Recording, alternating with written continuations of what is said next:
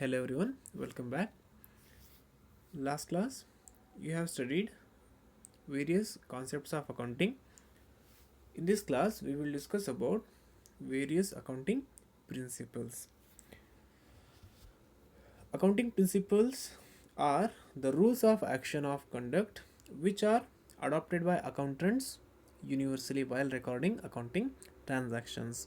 These are the rules of action used in recording accounting transactions in the books of accounts and its presentation in the form of financial statements to users.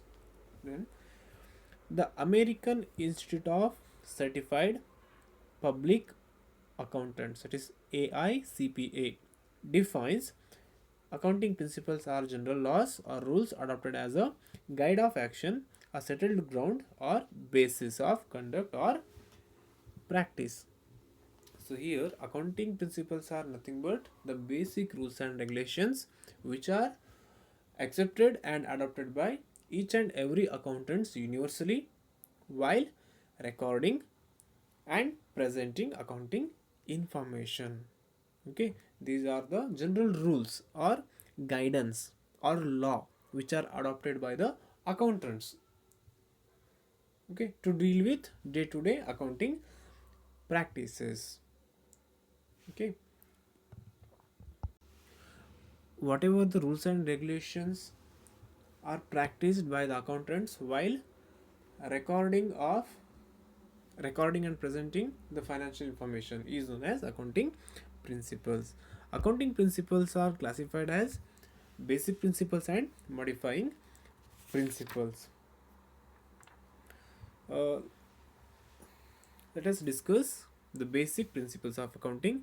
First one is cost principle. Here cost means amount spent on assets, okay, measured in terms of money. Okay, then according to this principle, fixed assets are to be recorded at purchase price or historical cost. Historical cost is the basis for all subsequent transactions. At the end of every financial year, all assets are recorded at historical cost less depreciation. So under cost principle, fixed assets are to be recorded at their purchase price or historical price, and each and every transactions will be depend upon such cost, that is historical cost. So here historical cost is the basis for all subsequent transactions. Then at the end of every financial year, all assets are recorded at historical cost less depreciation. Suppose if machinery worth rupees 2 lakh is purchased for rupees 1 lakh 80,000. Okay, the actual value is 2 lakh, but you have purchased that machinery for rupees 1 lakh 80,000. Okay, here the cost of machinery is only 1 lakh 80,000 but not rupees 2 lakh. So you have to record the cost of machinery as rupees 1 lakh 80,000. And at the end of the year or while preparing balance sheet, so you have to deduct the depreciation on 1 lakh 80,000. So you have to calculate the depreciation on 1 lakh 80,000, then you have to deduct to find out the value of machinery. Okay, then advantages of cost principle. So it is very easy to record and it facilitates auditing, then ascertainment of profitability. Okay, it's very simple. Then what are the disadvantages? It is difficult to ascertain the present worth of business and changes in the real worth of assets ignored. So here the fixed assets are to be recorded at their purchase price, right?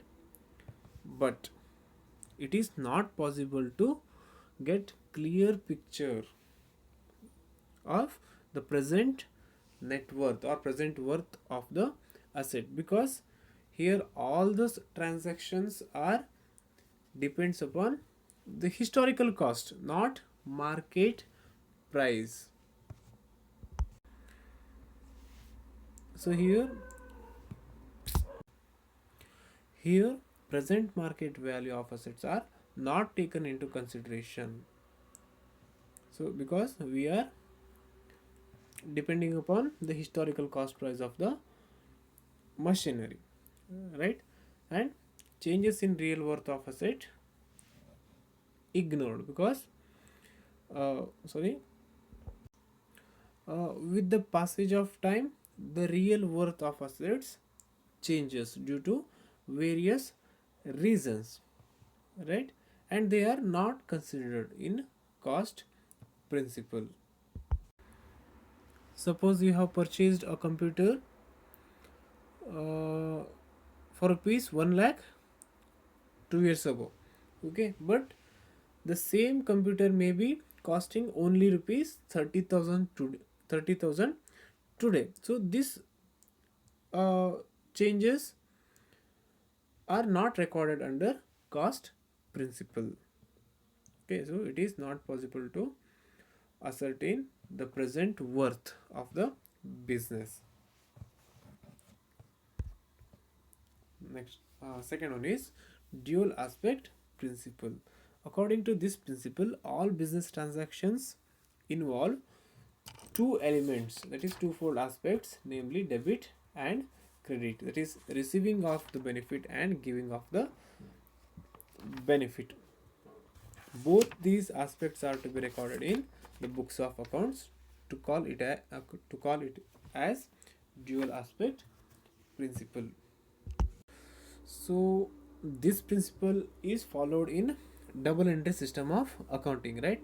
So according to this principle, all business transactions involve two elements or twofold aspect, that is debit and credit, receiving of the benefit and giving of benefit, and both these aspects are to be recorded in books of account.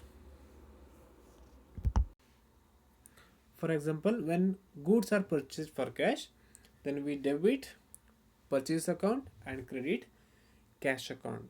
When furnitures are purchased for cash, we debit furnitures account and credit cash account, right? In the same way, when we sold an old machinery for cash, uh, we debit cash account and credit the machinery account. So double or dual or twofold aspects of the business transactions pertaining to a particular period are recognized. Therefore it is called as dual or double aspect principle. Okay, so these are all about cost principle and dual aspect principle. Thank you.